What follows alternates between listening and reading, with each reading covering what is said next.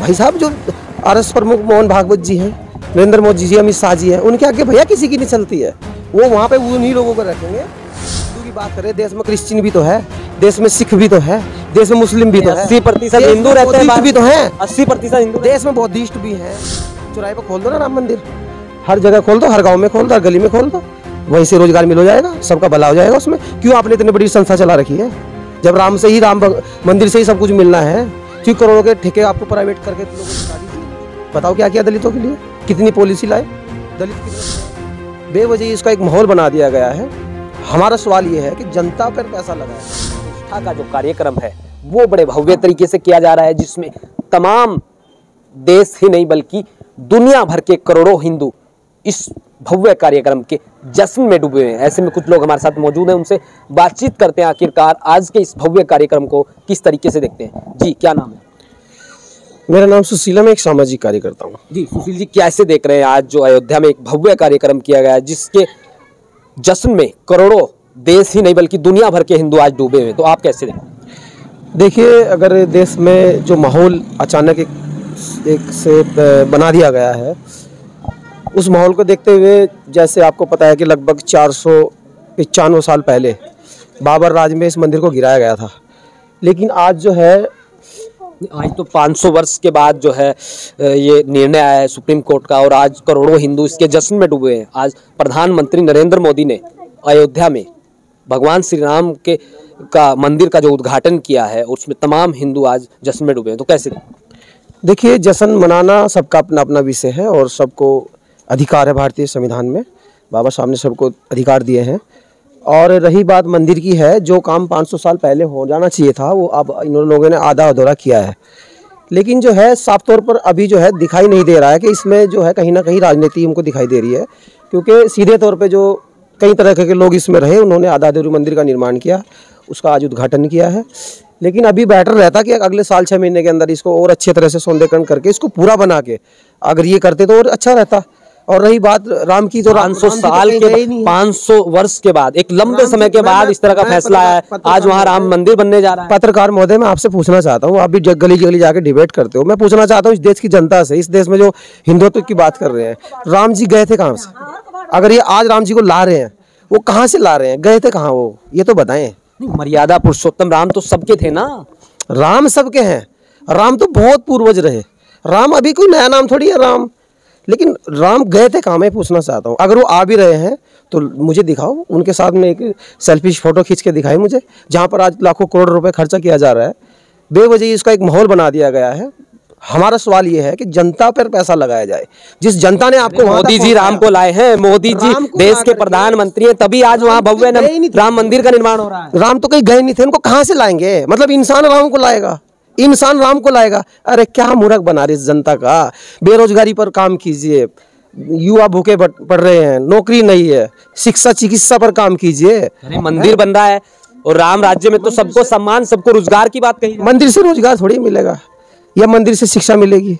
आप ही बताओ। मंदिर से रोजगार तो मिलेगा, कोई वहाँ फूल बेचेगा, कोई चाय बेचेगा, तो तमाम इस तरह की बातें किसको मिलेगा?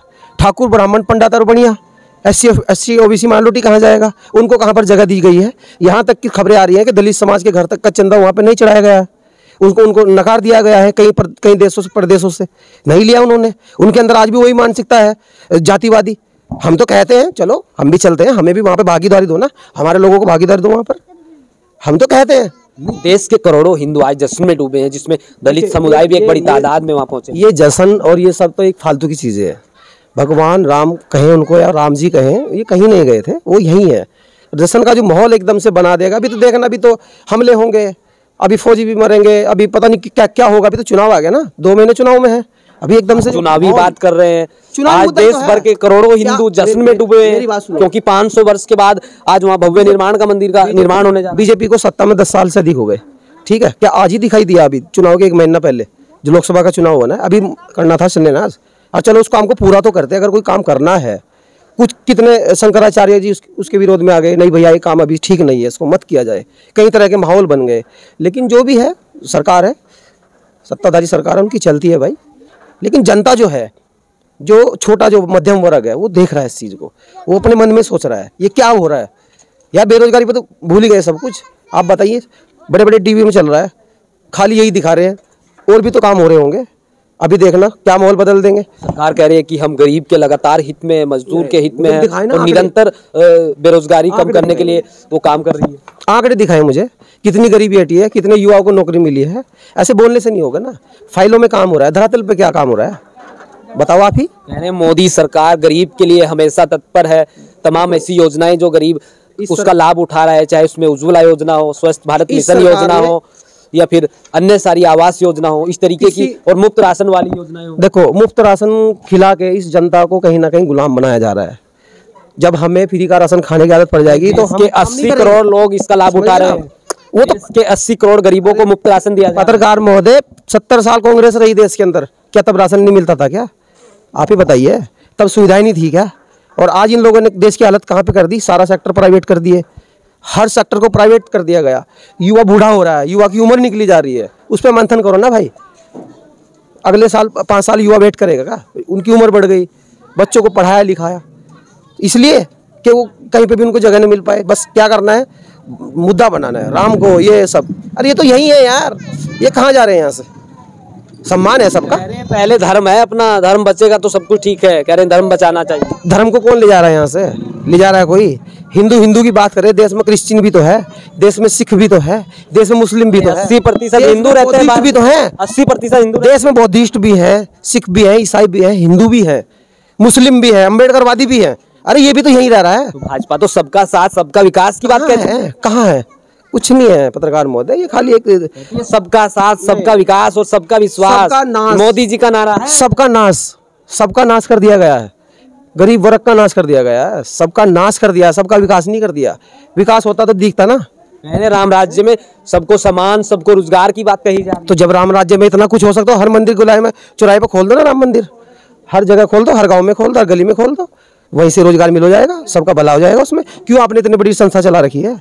जब राम से ही, राम मंदिर से ही सब कुछ मिलना है, क्यों करोड़ों के ठेके आपको प्राइवेट करके लोगों को दिए जा रहे हैं? क्यों नहीं उनके मुद्दों पे काम? यादा पुरुषोत्तम राम तो सबके थे ना। सब राम है, राम अभी के नहीं है, राम तो पूर्वज है यहाँ के।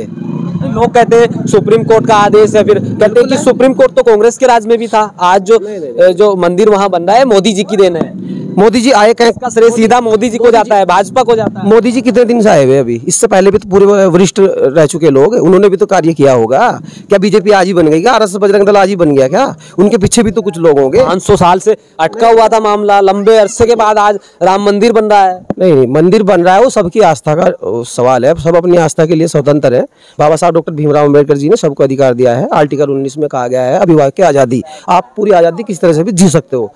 लेकिन जो है ये, मुझे तो पूर्ण रूप से पूरा ही, मोदी जी तो लगातार दलित हितैषी बनते हैं और दलित हित की बात वो करते हैं। एक काम बता दीजिए मुझे दलितों का, एक काम बता दीजिए, बताओ क्या किया दलितों के लिए, कितनी पॉलिसी लाए, दलित कितने सांसद है बीजेपी में, उठाई किसी ने? भाई साहब, जो आरएसएस प्रमुख मोहन भागवत जी हैं, नरेंद्र मोदी जी, अमित शाह जी हैं, उनके आगे भैया किसी की नहीं चलती है।